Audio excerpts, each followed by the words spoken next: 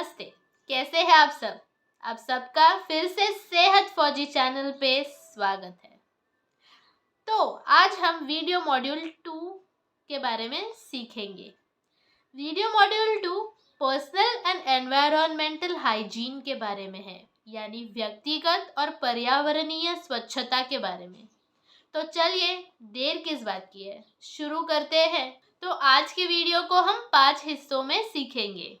तो पहले हम लोग सीखेंगे कि जो हमारे दुकान में जो कचरा जमा होता है उसे हम किस तरह से हैंडल कर सकते हैं। दूसरा, खाना बनाते समय हमें कौन सी चीज़ें पहननी चाहिए, कौन सी हमें अवॉइड करनी चाहिए। तीसरा, हम ये देखेंगे कि हाथ कब कब और कैसे धोने चाहिए। चौथा, हम ये देखेंगे कि बीमारी में किस चीज़ का ध्यान रखना चाहिए। और पांचवा, हम दूसरी साफ सफाई से जुड़ी चीज़ों के बारे में सीखेंगे। तो चलिए शुरू करते हैं हमारे आज के वीडियो का पहला हिस्सा। तो पहले हिस्से में हम लोग बात करते हैं कि कचरे को हम किस तरह से हैंडल कर सकते हैं। तो हर दुकान में जल निकासी, जिसे हम ड्रेनेज सिस्टम भी कहते हैं, और कचरे के निपटान के लिए आवश्यक व्यवस्था होनी चाहिए। क्योंकि अगर ड्रेनेज सिस्टम बराबर है, कचरा बराबर से डिस्पोज हो रहा है, तो हमारे दुकान में माइक्रो ऑर्गेनिजम्स जैसे कि बैक्टीरिया, फंगस ग्रो नहीं होंगे और हमारा खाना बिल्कुल सुरक्षित रहेगा। हर दुकान में डस्टबिन होना चाहिए ताकि हम जमा हुआ कचरा उसमें डाल सके, पर डस्टबिन कवर वाला होना चाहिए और वो पैरों से खुलना चाहिए। हाथों से पकड़कर उसका कवर खोलना और फिर उस पर कचरा डालना वैसा नहीं होना चाहिए। डायरेक्ट पैरों से खुलने वाला डस्टबिन होना चाहिए। डस्टबिन को हर रोज़ खाली करना चाहिए, उसे हर रोज़ डिसइंफेक्टेंट से धोना चाहिए और अगले उपयोग से पहले सुखाना चाहिए। जल निकासी या वेस्ट डिस्पोजल या कचरे को जब हम निकालते हैं तो वो किसी भी तरह से खाने या पीने के पानी को खराब नहीं करना चाहिए। दूसरा ज़रूरी ये है कि डस्टबिन को सही जगह पर स्टोर करें ताकि खाने पर उसका कोई भी असर ना पड़े, वहाँ से कांस्टेंट बदबू ना आती रहे। यह हम जब उसे बार बार खोल रहे हैं, उसका इस्तेमाल कर रहे हैं और फिर से खाना बनाने चले गए, तो उसमें चांसेस है कि हम बैक्टीरिया यहाँ से वहाँ भी पहुँचा सकते हैं।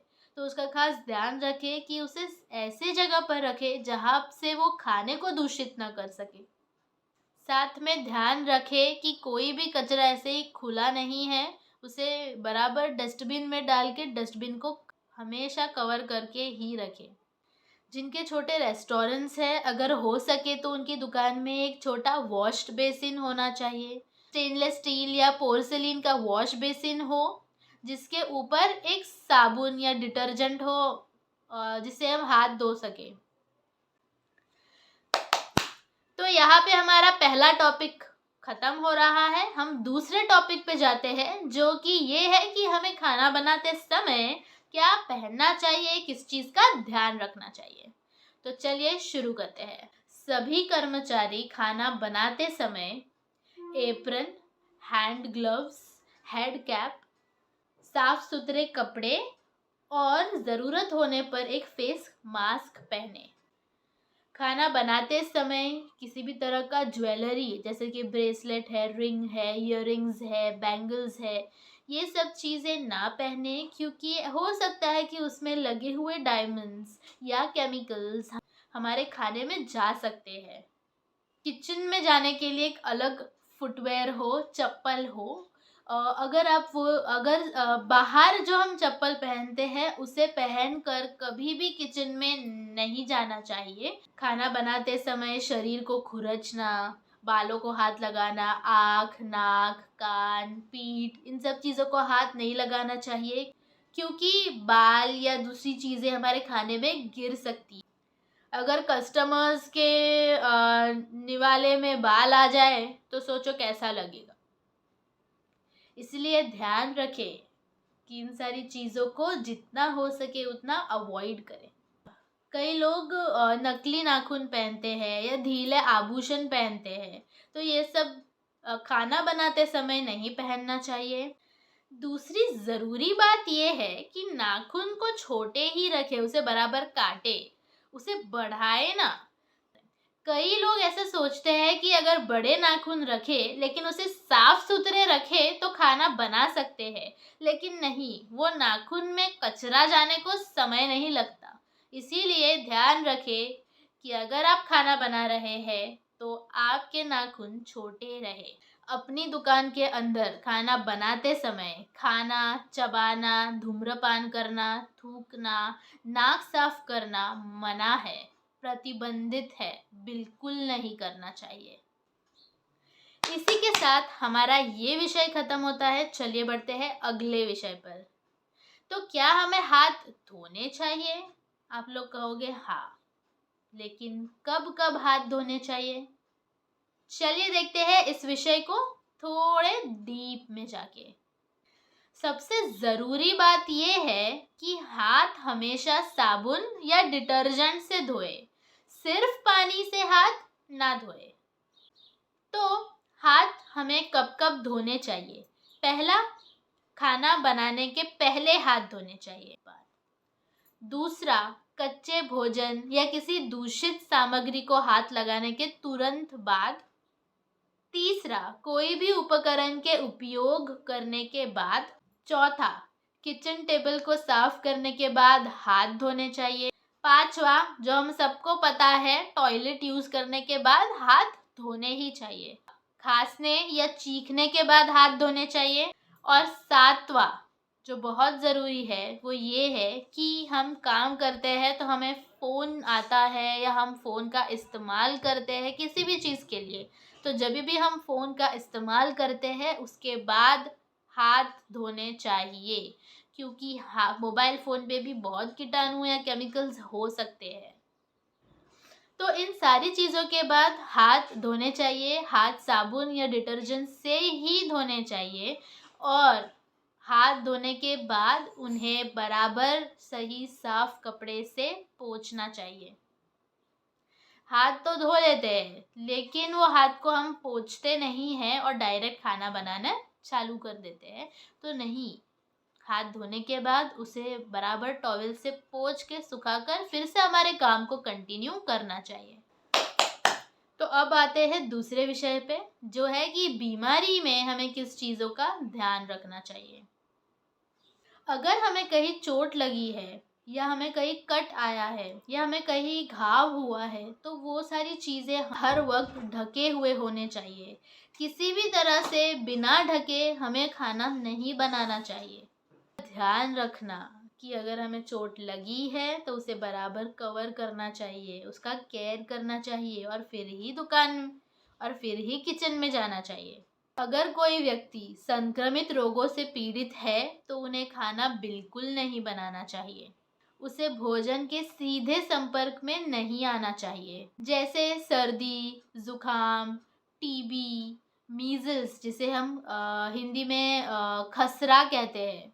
इन सारी बीमारियों में खाना बिल्कुल नहीं बनाना चाहिए। हाँ, डायबिटीज़, हार्ट का प्रॉब्लम है, इन सारी चीज़ों में खाना हम बना सकते हैं। तो अब हम देख लेते हैं कि बर्तनों को किस तरह से धोना चाहिए। बर्तनों को सही तरीके से धोना चाहिए। पहले अगर बर्तनों में कुछ कचरा या कुछ बचा हुआ खाना बच गया है तो उसे निकाल दे, प्लेट को क्लीन कर दे। उसके बाद उस बर्तन को पानी के नीचे खंगालना चाहिए। उसके बाद उसे डिटर्जेंट लगा कर धोए। उसके बाद नल के नीचे रखकर बहते पानी में उसे धोना चाहिए। उसके बाद बर्तनों को साफ कपड़े से पोंछना चाहिए, उसे अच्छी तरह से सुखाना चाहिए और उसके बाद ही उसे रैक्स पर या अपनी जगह पर लगा देना चाहिए, ताकि गीले बर्तनों के वजह से बैक्टीरिया या फंगस ग्रो ना हो जाए।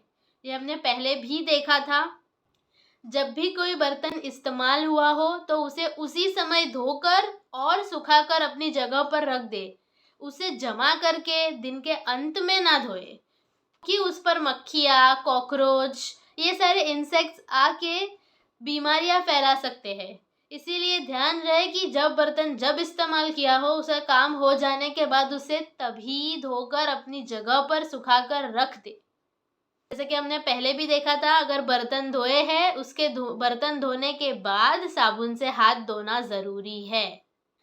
हाथ साफ करने के लिए, टेबल साफ करने के लिए, बर्तन सुखाने के लिए और फर्श साफ करने के लिए, चारों चीज़ों के लिए अलग अलग कपड़े का इस्तेमाल करें।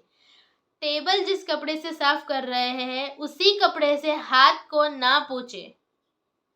अगर प्लेट पर कुछ खाना बच गया है और उसे डस्टबिन में फेंकना है तो कपड़े से उसे फेंके, हाथ का इस्तेमाल करके खाने को डस्टबिन में ना फेंके।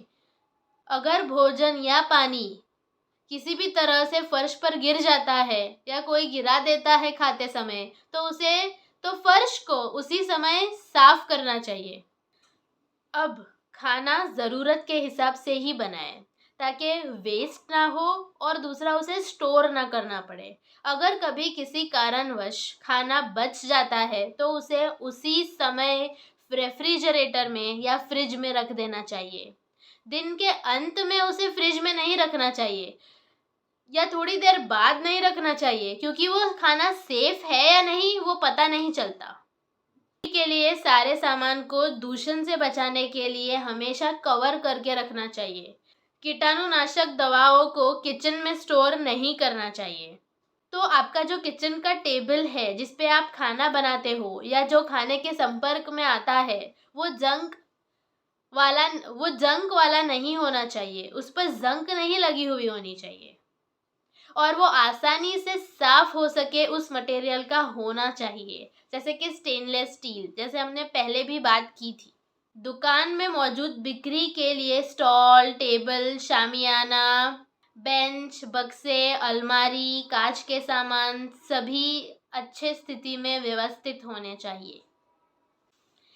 अंत में हम लोग एक बात ज़रूर कर लेते हैं कि आपकी दुकान में अगर कर्मचारी है तो कर्मचारियों के लिए क्या करना चाहिए, क्या नहीं करना चाहिए, उसके उल्लेख में एक बोर्ड एक प्रमुख स्थान पर लगा देना चाहिए ताकि उन्हें भी पता चले कि उन्हें क्या क्या चीज़ें करनी है और वो क्या कर सकते हैं, क्या नहीं कर सकते हैं। अगर कर्मचारी में से किसी को भी संक्रमित रोग होता है तो उन्हें वो उसी समय आपको बताना चाहिए, क्योंकि जैसे हमने देखा अगर संक्रमित रोग है तो उसे खाना नहीं बनाना चाहिए। अगर मुमकिन हो तो ठंडे और गर्म पानी की व्यवस्था होनी चाहिए। खाद्य संचालकों को सख्ती से एक साफ सफाई का प्लान बनाना चाहिए जिसमें कौन साफ करेगा, क्या साफ करेगा, किससे साफ करेगा, कब साफ करेगा, ये सारी जानकारी उसमें लिखी हो। अगर ये प्लान होगा तो काम भी उस मुताबिक होता चला जाएगा और साफ सफाई का ध्यान सब लोग रखेंगे। तो आज की वीडियो में हमने जो भी सीखा उसे याद रखें और उसे फॉलो करें। इस वीडियो को लाइक और शेयर ज़रूर करें और ये कभी ना भूलें कि हम सब है सेहत फौजी और सेहत के लिए हम हमेशा आगे खड़े रहेंगे। धन्यवाद, मिलते हैं अगले वीडियो में।